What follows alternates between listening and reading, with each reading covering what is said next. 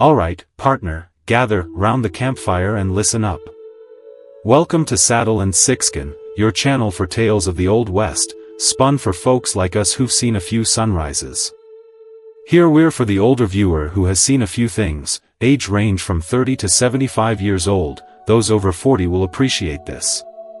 We'll be diving into a story that'll stir your soul and maybe even remind you of your own grit. This ain't no sanitized Hollywood version, mind you.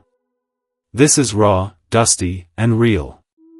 So, settle in, pour yourself a drink, and let's get started. And before we do, make sure to hit that like button and subscribe to Saddle and Sixskin. We need your support to keep these stories alive, now wouldn't you say? The story begins with a scene etched in the harsh landscape of the desert. A man, an Apache warrior they call Eagle Shadow, is dragged through the dust. The rope cuts into his wrists as the wagon wheels groan like tortured souls across the dry, cracked earth. Dust rises in choking clouds, a gritty haze that stings your eyes, clings to your sweat, and blurs the image of the prisoner. He walks barefoot, each step an agony on the burning desert road. But even in this degradation, there's something unbroken about him. His eyes, dark, fierce, never leave hers, Margaret Hayes. Now, Margaret has seen her share of desperados paraded through town in chains. Drifters, thieves, claim jumpers, even a preacher once, caught in a scandal. But never an Apache, brought in alive. Do you reckon they will hang him? The guards around him, their rifles gleaming in the sun, wear sneers. There is a collective hatred in their eyes. These men are ready to see justice, or vengeance, prevail. Yet none of them dare laugh at him. There's a defiance in his carriage that rattles their swagger, even though his body bears the marks of capture, bruises, cuts, signs of a struggle fought with unwavering spirit. Then, suddenly, he speaks. His voice, low, almost guttural, like words scraping his raw throat, cuts through the stifling silence. "I never had a wife," he says. But he wasn't speaking to the lawmen, or even to the crowd that had gathered to gawk. His gaze was fixed solely on Margaret, the widow who had stepped out of the mercantile, flour dust still clinging to her hands. What do you think makes him speak only to her? Those words, simple yet profound, struck Margaret like a bullet to the chest. She hadn't expected him to speak, least of all to her. His accent carried the cadence of his people, clipped but steady. And yet, she felt the weight of his truth sink into her bones. It wasn't a plea, not a boast. It was something else entirely, an emptiness confessed to a stranger, under the sweltering desert sun. The wind howled, lifting her bonnet ribbon against her cheek. She didn't blink, didn't look away. Around them, men jeered, spitting curses, mocking what they assumed were the prisoner's last days. But their voices dimmed in her ears. All she heard was him. "I never had a wife." It was a simple admission, but Margaret felt it clawing at something hidden in her own heart. Now, if you're enjoying this story, be sure to like and subscribe to Saddle and Sixskin. Your support keeps the spirit of the West alive, won't you give us a shot? Her husband had died 3 winters back, fever taking him quick, leaving her with a patch of land too big for one woman and nights too long for one soul. She had learned to fight coyotes with a rifle, to till soil with calloused hands, to stitch her own wounds when knives slipped. Folks in town called her stubborn Maggie Hayes, some with admiration, most with scorn. 30 years old and alone, too proud to remarry, too hard for most men to tame. And now, here stood this man, bound and bleeding, yet taller than all who guarded him. His pride unbroken, even as the gallows waited. The stories whispered over poker tables and muttered by women at church painted Apaches as killers, savages who raided and burned. But when Margaret looked into his eyes, she didn't see savagery. She saw a depth that frightened her more than rage ever could. The wagon jolted to a stop. The warrior stumbled forward, shoved by a deputy with a rifle butt. A grimace touched his lips, but no cry escaped him. He straightened, dark hair matted with dust, and turned his gaze back to her as though tethered. Something inside Margaret twisted. "Don't look at him, Maggie," Mrs. Hensley muttered beside her, tugging her sleeve. "That devil's hung by sundown. Best let justice do its work." But Margaret couldn't look away. She saw how his wrists bled beneath the rope, how he limped on one foot blistered raw. And still, he bore himself like a man who refused to kneel. Her throat tightened. She swallowed hard. Something was wrong here, deeply wrong. You can see it in her face. The desert itself seemed to whisper warnings, pressing heat against her skin, filling her ears with the hum of cicadas and the creak of the gallows being built at the edge of town. "Do you think she will help him?" Her chest ached with a question she dared not speak aloud. What if the savage wasn't the one in chains? And as the guards dragged him forward, she knew one thing with sudden, chilling clarity: this man's fate was about to collide with hers. The moment he spoke, the moment his eyes locked on hers, her life, lonely, quiet, hard as it had been, would never again be the same. The gallows had always cast a long shadow over Dry Hollow, even when its timbers weren't yet raised. Folks said justice lived in those beams. But Margaret Hayes had come to think it was something else, vengeance dressed up with rope and hammer. And now, as the sun slid lower toward the rim of the horizon, that gallows was being built fresh, waiting for the Apache warrior they called Eagle Shadow. She had learned his name from the whispers of the guards. And while we're at it, hit that subscribe button on Saddle and Sixskin. Got to spread the word about the Old West, right? They spoke it with a mix of fear and triumph, as though saying it aloud was proof they had conquered something bigger than themselves. Eagle Shadow, the warrior who'd once led raids through the canyons, who rode with speed no soldier could match, who vanished into the mesas like smoke. Men told stories of him at campfires, some true, most not. But Margaret didn't see a legend in chains. She saw a man and the haunting memory of the words he had spoken to her. "I never had a wife." The confession trailed her as she walked back from the mercantile, sack of flour heavy in her arms. Yet it was her heart that carried the greater weight. You've got to feel it for the Apache. She knew better than to dwell on words from a man marked for death. And still, as she crossed the uneven planks of the boardwalk, her boots clicking hollowly, she couldn't force the sound of his voice from her ears. Dry Hollow was buzzing like a disturbed anthill. The saloon doors swung open and shut, rowdy laughter spilling into the street. The blacksmith hammered iron as though striking judgment into every blow. Children darted about with sticks, pretending to be sheriffs chasing outlaws. And above it all, the clatter of wood and the shouted orders of men assembling the gallows sent a sick heaviness into Margaret's chest. By sundown, he would hang. She had known loneliness like a slow disease. The desert had stripped her life down to its bare bones. Yet she had endured.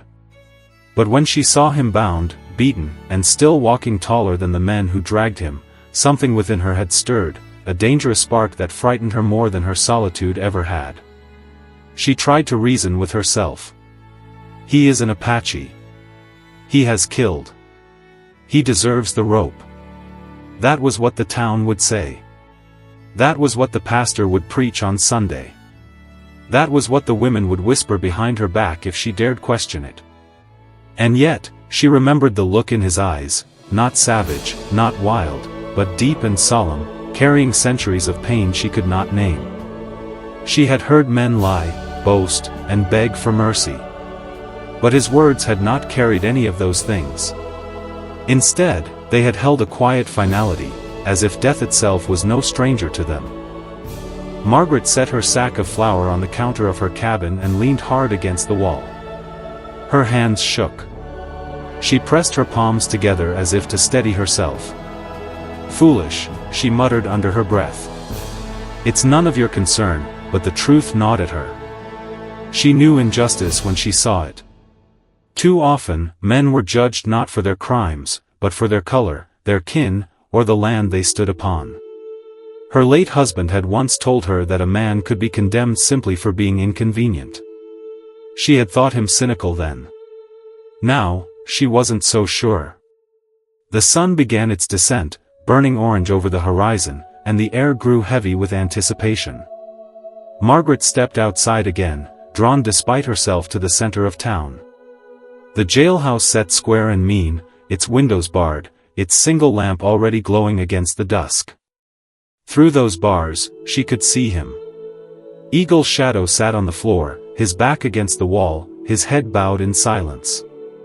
Chains bound his wrists now, heavier than the rope from earlier, but his presence seemed to fill the small room like a storm waiting to break. Margaret froze on the boardwalk.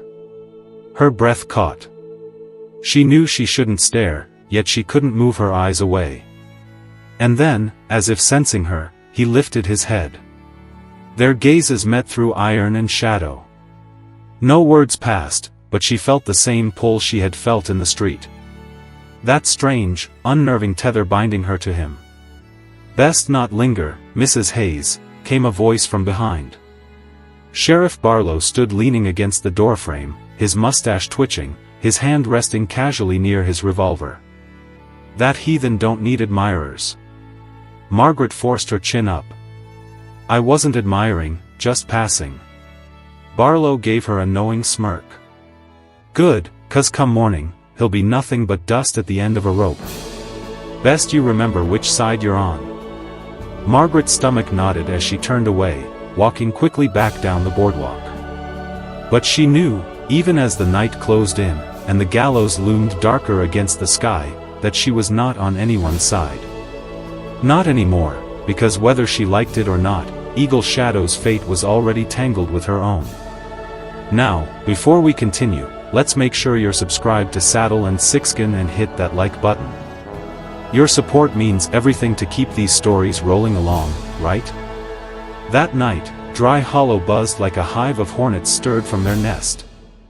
Laughter spilled from the saloon, rough and sharp as broken glass. Men slapped each other on the back, boasting about tomorrow's hanging as though it were a festival. Margaret Hayes heard their voices even as she tried to close her cabin shutters against the sound.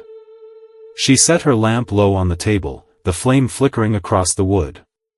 Her hands trembled as she stitched a tear in her sleeve, but the needle pricked her finger, and a bead of blood welled. With a sharp hiss, she dropped the fabric. Her nerves were too rattled. The image of him wouldn't leave her mind. Eagle Shadow, sitting in the cell, shoulders broad and straight despite his chains, eyes dark and piercing even through the iron bars. She told herself it was foolish to think of him, dangerous even. But loneliness and truth are powerful things, and Margaret had lived too long with both to ignore them. By the time the moon rose above the canyon ridge, casting pale silver light over Dry Hollow, Margaret had made her decision. She pulled on her boots, tied her shawl tight around her shoulders, and slipped into the night. The town was quieter now, though a few voices still rose from the saloon. The blacksmith's forge was dark, the streets empty, but for the echo of her footsteps. She carried no lantern, better not to be seen. The jailhouse stood squat and mean in the center of town, its single lamp glowing faintly through the window. Margaret's pulse hammered in her ears as she crept closer. Through the dusty glass, she saw the sheriff slouched at his desk. Had pulled low, boots propped up, chest rising and falling with steady sleep. The keys to the cells glinted faintly on his belt, catching the lamplight with every breath he took. Margaret's mouth went dry. She moved quietly along the side of the building, her boots crunching soft against the dirt. At the rear door, her hand shook as she tried the latch. It opened with a faint creak. She froze, heart in her throat. The sheriff stirred, grumbled, then settled again. Margaret let out a slow breath and slipped inside. The air was thick with dust, sweat, and iron. And there he was, Eagle Shadow, sat in the shadows of the cell, his wrists bound in heavy chains, his long black hair falling across his face.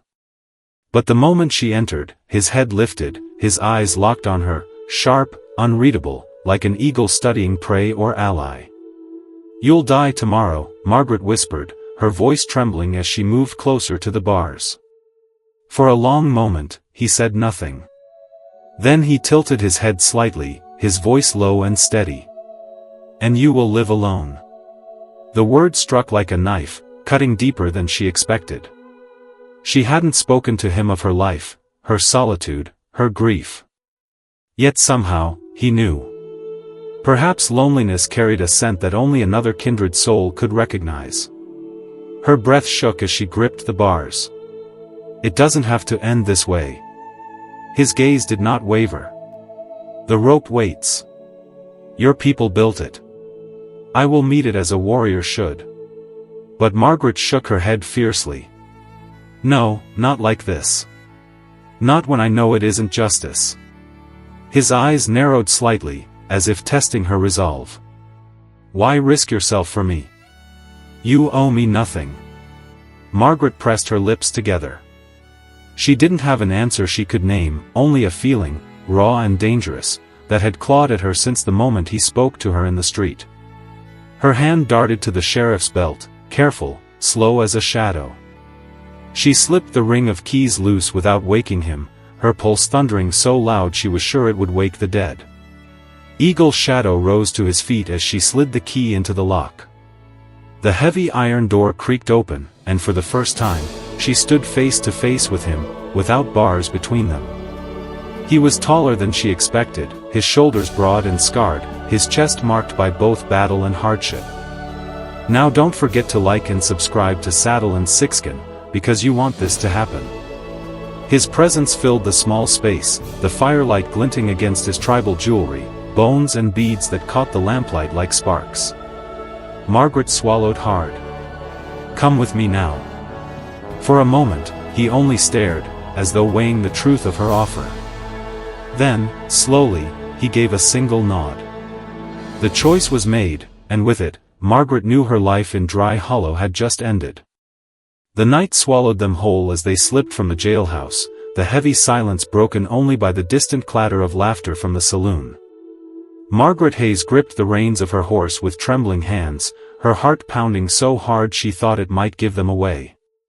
Beside her, Eagle's shadow moved like a shadow himself, silent, sure, and impossibly calm for a man who had just escaped the hangman's noose. "Quick," she whispered, tugging at his arm as she led him to the small corral behind the blacksmith's. Her mare, Daisy, stamped nervously, nostrils flaring as though she sensed the danger. Margaret soothed her with a hand to her muzzle. "Steady, girl, we've got no choice tonight." Eagle's shadow studied her in the pale wash of moonlight, his dark hair falling loose across his shoulders, his chest scarred but strong. He seemed carved from the desert itself, unyielding and still.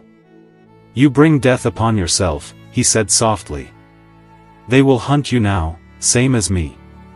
Margaret's hands tightened on the reins. "Then let them." For a moment, his eyes lingered on her face, searching as though he could not quite believe the words she spoke. Then he swung onto the horse behind her with a fluid grace, his chains clinking softly. His arm brushed hers, warm and solid, and Margaret felt her breath catch, though she forced her focus to the task ahead. They rode hard out of Dry Hollow, hooves drumming against the packed earth, the wind whipping Margaret's bonnet loose so her hair streamed behind her. The town grew smaller, the gallows nothing but a dark skeleton against the sky, but the danger did not fade. She knew the sheriff would wake soon. She knew the bells would ring, the men would saddle their horses, and the chase would begin. The desert opened before them, an endless stretch of silver sand, mesas rising like ancient towers, and a sky heavy with stars so sharp they seemed to pierce the darkness. Margaret had lived in this land all her life, yet she had never felt its vastness so fiercely. Out here, there was no law but survival. Hours passed in a blur of hoof beats and ragged breaths. When at last Daisy slowed, her flanks heaving, Margaret pulled her to a stop near a canyon where the red cliffs loomed like guardians. She slid from the saddle, her legs trembling with exhaustion, and Eagle's shadow followed, landing lightly beside her despite the chains. Margaret struck flint to kindling, her hands still shaking. Sparks caught, flames flickered, and soon a small fire glowed between them. She wrapped her shawl tighter, staring at the man across from her. He crouched near the fire, silent, his eyes reflecting the flames. Finally, Margaret found her voice. "Why did you say that?" she asked. "In the street, about never having a wife?" He lifted his gaze slowly, his expression unreadable. "In my people's tongue, to speak such words is not for strangers. Yet the moment I saw you," he paused, as though measuring the weight of what he would say, "you carried the same emptiness in your eyes. I spoke because I knew you would understand." Margaret swallowed hard. Her throat ached with the truth she had buried for so long. Nights spent staring at the empty half of her bed. Mornings working land too wide for one pair of hands. Yes, she understood. She understood too well. "You know how it is. You were meant to die tomorrow," she said quietly. His jaw tightened. "And you," he gestured toward her, his voice steady, "you were meant to watch and forget. But you did not." Margaret stared into the fire, the flames licking at the dry wood. "I couldn't." For the first time, she thought she saw something soften in his face, not weakness, but something almost tender, as if beneath the warrior's steel, there was a man who had been waiting too long for someone to see him as more than a legend or an enemy. The night deepened, the fire crackling softly. Somewhere in the distance, a wolf howled, its cry carrying across the canyon. Margaret's skin prickled with unease. She turned her head, listening, and then, faint but unmistakable, the sound of horses on the wind. Her heart lurched. The posse had found their trail. Eagle's shadow rose smoothly, his shadow stretching tall against the cliff face. His voice was calm, but his eyes burned. "They come." Margaret's pulse thundered as she scrambled to her feet. She had known this moment would come. She had known the desert would not keep their secret for long. Still, dread clawed at her ribs. The chase had begun, and there would be no turning back now. Now, if you enjoyed this story, make sure to like and subscribe to Saddle and Sixskin. It really does help keep these stories coming to you. The storm finally broke that night. The rain came in sheets, drumming against the canyon walls like 1,000 war drums, sending rivulets of water through the dry gullies. In the glow of the campfire, Elena pulled her shawl tighter around her shoulders, though the fire hissed and spit as the drops reached it. Beside her, Takakota sat bare-chested despite the cold, rain streaking down his muscular form, his tribal necklaces clinging to his skin. He looked like a statue carved by the elements, unyielding. "Elena," he said, his deep voice nearly drowned out by the storm. "I do not belong in this world of yours. My people walk one way, yours another. Yet you sit here unafraid." Elena's throat tightened. She wanted to deny the fear, but she couldn't lie, not to him. "I was afraid," she admitted softly. "The day you took me from the road, I thought my life was over. But now," she shook her head, eyes flicking up to his, "now I feel like I've stepped into a life I never knew was waiting." Takakota's gaze lingered on her, sharp and unreadable. "And if your town's people come looking for you, if your kin find you here with me, what will you say?" Elena drew in a shaky breath. She thought of her brother, of the townsfolk who whispered about her every choice, about how she had left her father's house to live freely on the edge of town. They would not understand. They would never see Takakota as anything but an enemy. "I'll say," she whispered, her voice trembling like the rain, "that I met a man who told me he never had a wife, and yet made me feel more claimed, more seen than any man before." The words stunned him. For the first time since she'd known him, Takakota's expression faltered.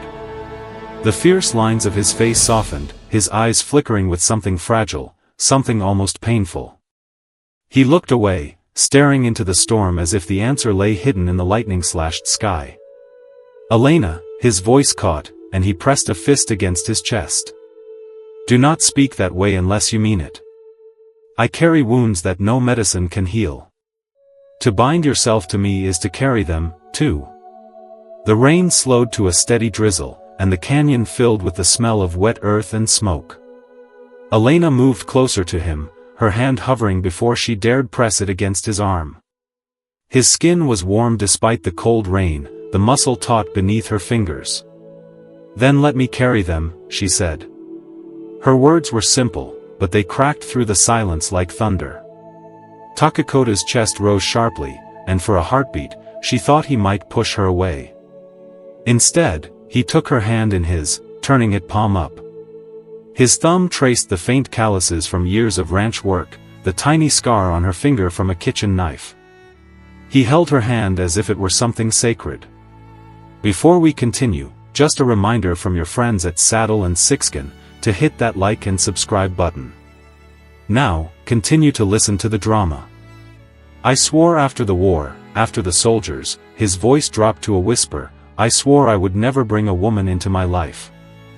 I never wanted her to carry my ghosts." Elena leaned in, her shawl slipping from her shoulders, the damp air chilling her. "But you didn't choose this," she said gently. "It chose us. Maybe the ghosts aren't meant to be carried alone." For a long moment, the only sound was the crackle of the fire and the rain dripping from the canyon walls.